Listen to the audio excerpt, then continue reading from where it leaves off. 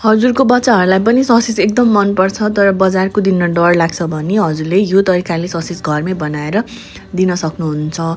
यसमा मैले boneless chicken लिएको छु, त्यसमा मैले नुन राखेँ अनि पिरो अब आफूले कति खाने त्यो अनुसार राख्दा हुन्छ। अनि त्यसपछि कर्नफ्लोर राखेँ 2 चम्चा, त्यसपछि मैले चिकन मसला राखेँ अनि यो थोरै बेकिङ सोडा राखेँ, एउटा अन्डा राखेँ अनि थोरै तेल राखेँ। यसमा हजुरले थोरै गार्लिक पेस्ट पनि राख्नुस्। यसलाई अनि 2 मिनेट ग्राइन्ड गरेपछि यतिको पेस्ट बन्छ। ससेजको सेप दिनको लागि चाहिँ बाक्लो प्लास्टिकमा यही तरिकाले बनाउन सक्नुहुन्छ।